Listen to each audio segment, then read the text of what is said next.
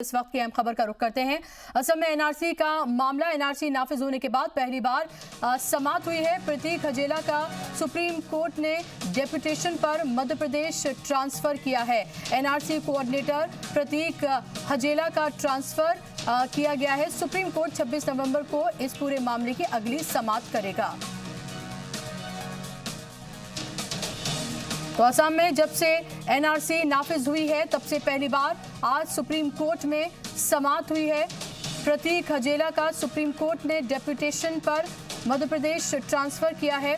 NRC coordinator Prateek Hajela का transfer किया गया है। सुप्रीम कोर्ट 26 नवंबर को अब इस मामले की अगली समाअत करेगा।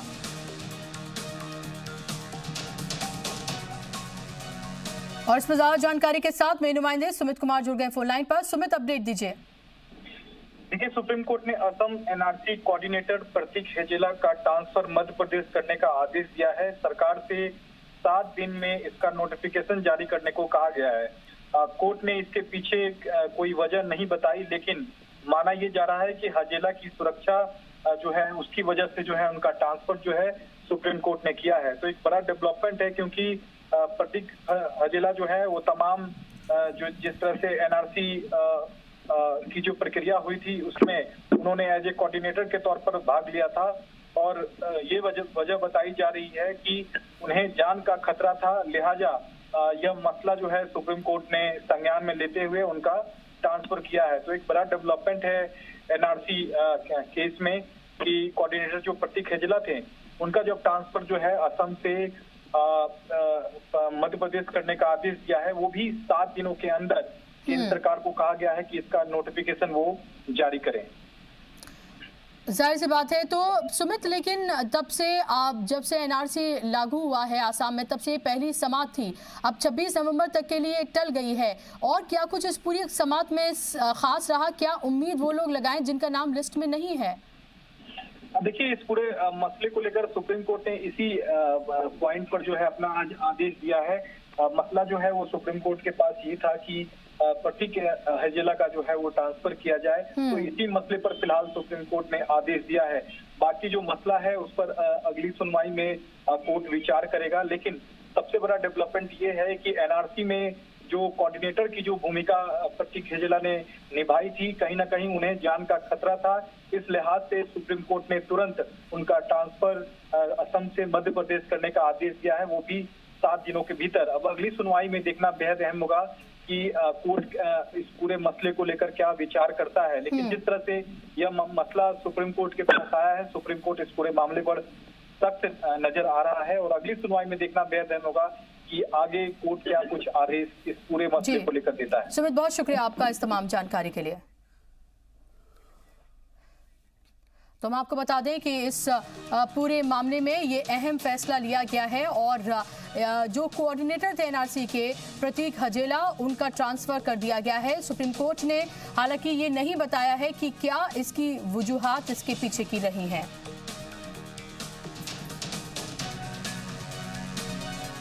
और इस वक्त की एक और अहम खबर का रुख करें। Punjab and Maharashtra cooperative bank घोटाला मामले से जुड़ी हुई है। पीएमसी मामले पर सुप्रीम कोर्ट में समाअत हुई। चीफ जस्टिस रंजन गोगोई की बेंच ने ये समाअत की है। जस्टिस गोगोई और जस्टिस बोबडे ने अर्जी गुजारों से हाईकोर्ट जाने को कहा। इस मामले में अभी तक कोई गिरफ्तारी जो भी हुई है, अर्जी में कहा गया है कि कुछ लोगों की वजह से 15 लाख अकाउंट होल्डर्स परेशान हो रहे हैं। साथ ही उनके लिए 100% इंश्योरेंस कवर की मांग की गई। वहीं मुंबई की एक अदालत ने बैंक घोटाले के मुलजिमीन को 23 अक्टूबर तक अदालती हिरासत में भेज दिया है। गुज़िश्ता 3 से 4 दिनों में पीएमसी के 3 अकाउंट होल्डर्स की मौत हो चुकी है, और एहतजाज भी मुसलसल जारी है।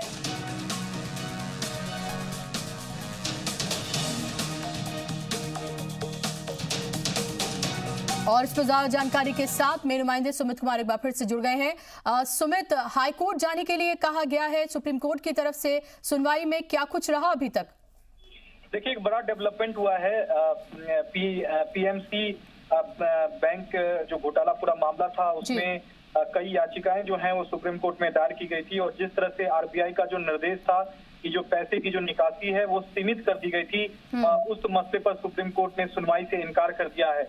सुप्रीम कोर्ट ने याचिकाकर्ताओं से कहा है कि वो हाई कोर्ट जाएं क्योंकि सीधे याचिकाकर्ता ने सुप्रीम कोर्ट का रुख किया था। इस लिहाज से चीफ जस्टिस रंजन गोगोई की अध्यक्षता वाली 3 जजों की पीठ ने कहा कि आप पहले कंसर्न हाईकोर्ट यानी कि संबंधित हाईकोर्ट जाएं और हाईकोर्ट से अगर राहत नहीं मिलती है तो आप सुप्रीम कोर्ट का दरवाजा खटाएं, क्योंकि याचिकाकर्ता ने हाईकोर्ट सीधे ना जाते हुए सुप्रीम कोर्ट का रुख किया था। इसलिए सुप्रीम कोर्ट ने याचिका पर सुनवाई से इनकार करते हुए याचिकाकर्ता को हाईकोर्ट जाने की सलाह दी है। तो कहीं ना कहीं जो अकाउंट होल्डर्स थे उनको सुप्रीम कोर्ट से राहत नहीं मिल पाई है, क्योंकि सुप्रीम कोर्ट का साफ तौर पर कहना था कि वो संबंधित हाई कोर्ट उन्हें जाना चाहिए था पहले, उसके बाद सुप्रीम कोर्ट आना चाहिए था। वो सीधे सुप्रीम कोर्ट पहुंचे हैं, लिहाजा याचिका पर फिलहाल सुनवाई नहीं की जा सकती है। तो ऐसे में फिलहाल जो बैंक के जो अकाउंट होल्डर्स हैं उन्हें राहत नहीं मिलने वाली है, क्योंकि आपको पता है कि दिवाली जो है वो आने वाली है। इस लिहाज से ये जरूर कहा जा सकता है कि एक बड़ा झटका जो है अकाउंट होल्डर्स को सुप्रीम कोर्ट से लगा है, क्योंकि किसी भी तरह की राहत जो है वो सुप्रीम कोर्ट से नहीं मिल पाई है और सुप्रीम कोर्ट ने याचिका पर सुनवाई से इनकार करते हुए संबंधित हाईकोर्ट जाने की सलाह दी है। अब ऐसे में याचिकाकर्ताओं की ओर से हाईकोर्ट का रुख किया जाएगा और वहां देखना बेहद अहम होगा कि हाईकोर्ट इस पूरे मामले में जो आरबीआई का जो निर्देश आया है क्या उस पर रोक लगाता है या नहीं, यह भी देखना बेहद अहम रहेगा। बहुत शुक्रिया सुमित आपका इस तमाम जानकारी के लिए।